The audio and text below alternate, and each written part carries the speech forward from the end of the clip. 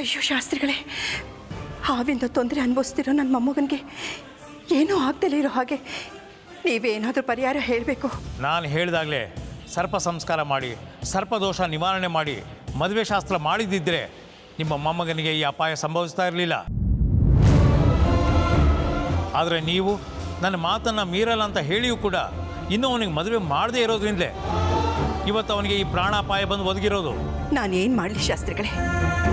ಅರ್ಜುನ್ ಮದುವೆ ವಿಷಯನ ನನ್ನ ಮಕ್ಕಳಿಗೆ ಎಷ್ಟು ಸಲ ಹೇಳಿದ್ರು ಅವ್ರ ತಲೆಗೆ ಹಾಕೊಳ್ತಾ ಇಲ್ಲ. ಒಂದು ಕಿವಿಲ್ ಕೇಳಿ ಇನ್ನೊಂದು ಕಿವಿಲ್ ಬಿಟ್ಬಿಡ್ತಿದ್ದಾರೆ. ನನ್ನ ಮೊಮ್ಮಗನ ಕಾಪಾಡ್ಕೊಳ್ಳೋಕ್ಕೆ ನಾನೇನು ಮಾಡಬೇಕು ಹೇಳಿ? ಈಗ ನಿಮ್ಮ ಮೊಮ್ಮಗ ಅರ್ಜುನನ್ನ ಕಾಪಾಡೋ ಶಕ್ತಿ ಇರೋದು ಆ ಮೃತ್ಯುಂಜಯನಿಗೆ ಮಾತ್ರ. ಅವನನ್ನು ಬೇಡ್ಕೊಳ್ಳಿ. ಅವನ ಅನುಗ್ರಹ ಇದ್ದರೆ ಅರ್ಜುನ್ ಎಂಥ ಅಪಾಯದಲ್ಲಿದ್ದರೂ ಬಚಾವಾಗ್ತಾನೆ. ಅದಕ್ಕೆ ನೀವೆಲ್ಲರೂ ಸೂರ್ಯಗ್ರಹಣ ಮುಗಿಯೋವರೆಗೂ ಮೃತ್ಯುಂಜಯ ಜಪ ಮಾಡಿ. ಸರಿ ಶಾಸ್ತ್ರಿಗಳೇ, ನಾವೆಲ್ಲ ಬೇಡ್ಕೋತೀವಿ. ದೇವ್ರು ಒಳ್ಳೇದು ಮಾಡಲಿ, ಎಲ್ಲ ಶುಭ ಆಗಲಿ.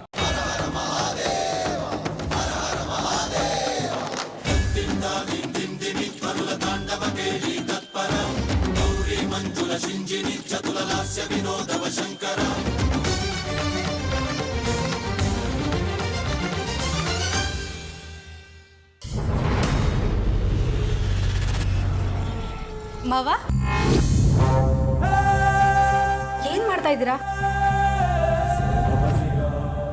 ಯಾಕೆ, ನಾನೇನು ಮಾಡಿದೆ? ಅಲ್ಲ, ಅಮೃತ ರೂಮ್ ಬಾಗ್ಲ ಯಾಕೆ ಓಪನ್ ಮಾಡ್ತಾ ಇದ್ದೀರಾ? ಇವೇನಮ್ಮ ಹೀಗೆ ಕೇಳ್ತಾ ಇದೆಯಾ? ಇದು ನಮ್ಮನೆ ತಾನೆ. ನನಗೆ ಇಷ್ಟ ಬಂದ ಕಡೆ ಹೋಗೋಕ್ಕೆ ನನಗೆ ಸ್ವಾತಂತ್ರ್ಯ ಇಲ್ವಾ? ಅದು ಹಾಗಲ್ಲ ಮಾವ. ನಾನು ಅಮೃತ ಹತ್ರ ಏನೋ ಮಾತಾಡೋದಿತ್ತು, ಅದಕ್ಕೆ ಹೋಗ್ತಾ ಇದ್ದೆ. ನೀನು ನೋಡಿದ್ರೆ ನಾನೇನೋ ಕಳ್ಳ ಅನ್ನೋ ಥರ ಅಮೃತ ರೂಮ್ಗೆ ಯಾಕೆ ಹೋಗ್ತಾ ಇದ್ದೀರಾ ಅಂತ ಕೇಳ್ತಿದ್ಯಲ್ಲ. ಚೇಚೆ, ನಾನು ಆ ಅರ್ಥದಲ್ಲಿ ಕೇಳಲಿಲ್ಲ ಮಾವ. ನೋಡಿ, ನಾನು ಈ ರೀತಿ ಹೇಳ್ತೀನಿ ಅಂತ ದಯವಿಟ್ಟು ಬೇಜಾರು ಮಾಡ್ಕೋಬೇಡಿ. ಇವತ್ತು ಸೂರ್ಯಗ್ರಹಣ ಅಲ್ವಾ, ಗ್ರಹಣ ಮುಗಿಯೋವರೆಗೂ ನಾನು ಧ್ಯಾನ ಮಾಡಬೇಕು, ನನ್ನನ್ನು ಯಾರು ಡಿಸ್ಟರ್ಬ್ ಮಾಡಬೇಡಿ ಅಂತ ಹೇಳಿದ್ಲು. ನೀವು ಅಮೃತ ರೂಮಿಗೆ ಹೋಗ್ತಾ ಇದ್ದೀರಲ್ಲ, ಆ ಕಾರಣಕ್ಕೆ ನಾನು ಹೀಗೆ ಹೇಳಿದೆ ಅಷ್ಟೇ. ಓ ಹಾಗ, ನನಗೆ ಈ ವಿಷಯ ಗೊತ್ತಿರಲಿಲ್ಲ. ನೀನು ನನ್ನ ಮೇಲೆ ಅನುಮಾನ ಪಡ್ತಿದ್ದೀಯೇನೋ ಅಂತ ನಾನು ಖಾರವಾಗಿ ಮಾತಾಡ್ಬಿಟ್ಟೆ. ಸಾರಿ ಸರೋಜಾ. ಪರವಾಗಿಲ್ಲ ಬಿಡಿ ಮಾವ. ಹೌದು, ಅಮೃತ ಹತ್ರ ಏನೋ ಮಾತಾಡಬೇಕು ಅಂತ ಹೇಳಿದ್ರಲ್ಲ, ಏನದು? ಅದು ನಾನು ಅಮೃತ ಹತ್ರನೇ ಮಾತಾಡಬೇಕು. ಅವಳು ಧ್ಯಾನ ಮುಗಿಲಿ, ಆಮೇಲೆ ಅವಳ ಹತ್ರನೇ ಮಾತಾಡ್ತೀನಿ. ಸರಿ ಮಾವ. ಈಗ ನನಗೆ ಅಂತ ಇರೋ ನನ್ನ ತಾಯಿನ ಬದುಕಿಸ್ಕೊಳ್ಳೋದಕ್ಕೆ ಇರೋ ಏಕೈಕ ಮಾರ್ಗ ಅಂದರೆ ನಾಗಮಣಿನ ಪಡ್ಕೊಳ್ಳೋದು. ಅದನ್ನ ಆ ದುರಾಸೆ ತುಂಬಿದ ದುಷ್ಟರು ನನ್ನ ತಂದೆಯಿಂದ ಕಿತ್ಕೊಂಡು ಅವರನ್ನ ಸಾಯಿಸಿ ಹೋಗಿದ್ದಾರೆ. ಅದು ನನ್ನ ಕೈಗೆ ಸಿಕ್ಕಿದ್ರೆ ಮಾತ್ರ ನನ್ನ ತಾಯಿನ ನಾನು ಮತ್ತೆ ಬದುಕಿಸ್ಕೊಳ್ಳೋದಕ್ಕೆ ಸಾಧ್ಯ.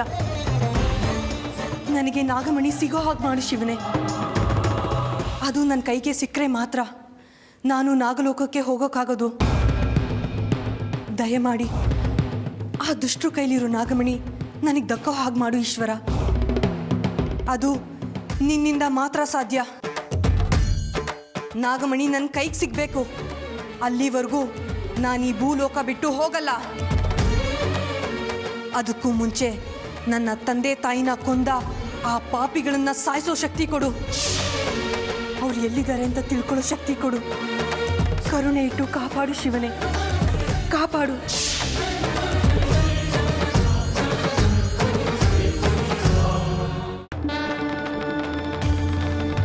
ಅಮೃತ ಅವರೇ, ಅಮೃತ ಅವರೇ, ಅಮೃತ ಅವರೇ, ಅಮೃತ ಅವರೇ.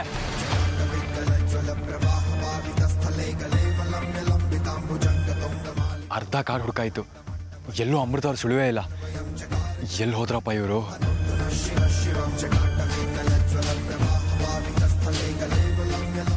ಅಮೃತ ಅವರೇ, ಅಮೃತ ಅವರೇ, ರೀ ಅಮೃತ ಅವರೇ, ರೀ ಅಮೃತ ಅವರೇ.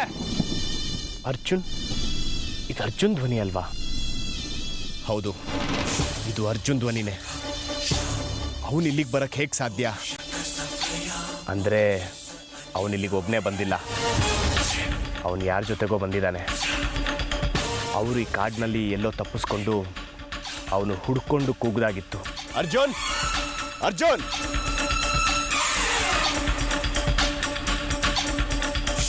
ಎಲ್ಲೂ ಕಾಣ್ತಾ ಇಲ್ವಲ್ಲ? ಅರ್ಜುನ್ ಇಲ್ಲಿಗೆ ಬಂದಿಲ್ವಾ? ಹಾಗಾದ್ರೆ ಅರ್ಜುನ್ ಧ್ವನಿ ಕೇಳಿಸ್ದಾಗೆ ಆಗಿದ್ದು ಭ್ರಮೇನಾ? ಹೌದು, ಅರ್ಜುನ್ ಇಲ್ಲಿಗೆ ಬರೋಕ್ಕೆ ಸಾಧ್ಯ ಇಲ್ಲ. ಅವನು ಯಾಕೆ ಇಲ್ಲಿಗೆ ಬರ್ತಾನೆ? ಅವನಿಗೆ ತಕ್ಷಕವನ ಪರಿಚಯನೇ ಇಲ್ಲ. ನಾನೊಂದು ಧ್ವನಿ ಕೇಳಿದ್ದು ಭ್ರಮೆ ಅಷ್ಟೇ. ಛೇ, ನಾನು ಯಾಕೆ ನನ್ನ ಜಪ ಮಾಡೋದನ್ನು ನಿಲ್ಲಿಸ್ದೆ? ಇಲ್ಲ, ನಿಲ್ಲಿಸಲ್ಲ. ನಾನು ಜಪ ಮಾಡೋದನ್ನು ಯಾವುದೇ ಕಾರಣಕ್ಕೂ ನಿಲ್ಲಿಸಲ್ಲ. ನಾನು ಬಾಬಾ ಹೇಳ್ದಾಗೆ ಮಂತ್ರಸಿದ್ಧಿಯನ್ನು ಪಡ್ಕೊಳ್ಳೇಬೇಕು. ನಾಗಿಣಿನ ಹಿಡಿಬೇಕು, ನಾಗಮಣಿನ ಪಡ್ಕೊಳ್ಳೇಬೇಕು.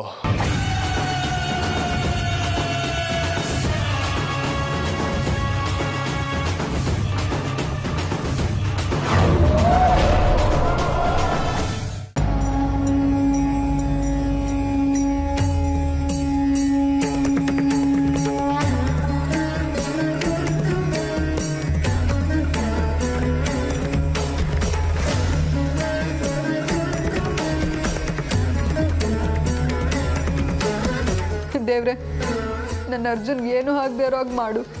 ಬೇಕಂದ್ರೆ ನನ್ನ ಆಯುಷ್ಯನ ಅವನಿಗೆ ಕೊಟ್ಟು ಕಾಪಾಡು. ಅರ್ಜುನ್ ನನಗೆ ಬೇಕು. ಅರ್ಜುನ್ ಇಲ್ಲದೆ ನಾನು ಬದುಕಿರಲ್ಲ. ಅರ್ಜುನ್ ಅಂದರೆ ನನಗೆ ಪ್ರಾಣ.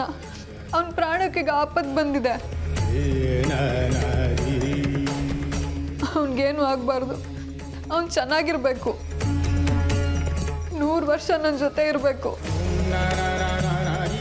ಮಯೂರಿ, ಅತ್ತೆ, ಅರ್ಜುನ್ ಏನೂ ಆಗೋದಿಲ್ಲಮ್ಮ.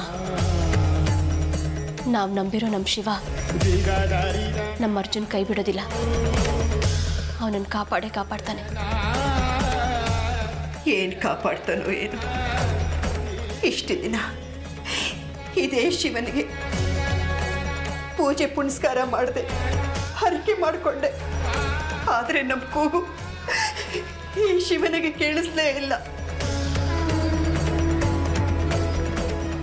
ಇದೆಲ್ಲ ಬಿಟ್ಟಾಕು. ಹೋಗು, ಕರ್ಣಂಗೆ ಫೋನ್ ಮಾಡಿ ಅರ್ಜುನ್ ಏನಾದರೂ ಸಿಕ್ಕಿದ್ನ ಅಂತ ಕೇಳು. ಹೋಗು. ಆಯ್ತು ಅತ್ತೆಮ್ಮ.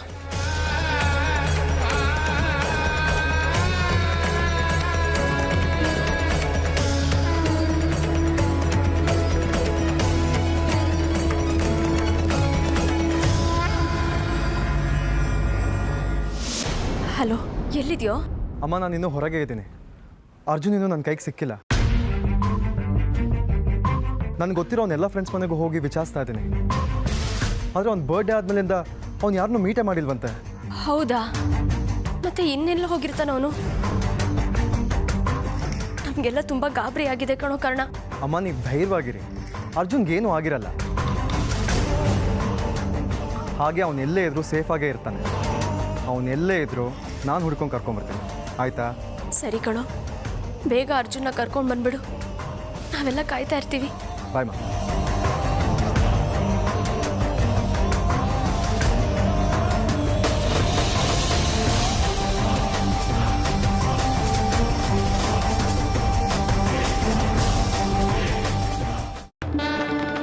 ರುದ್ರ, ಏನ್ ಬಾಬಾ?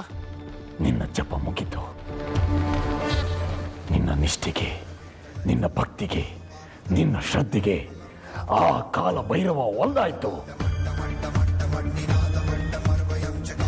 ನೀನು ನನ್ನಿಂದ ಎಲ್ಲಿಗೆ ತಪ್ಪಿಸ್ಕೊಂಡು ಹೋದ್ರು ನಾನು ನಿನ್ನನ್ನು ಬಿಡಲ್ಲ.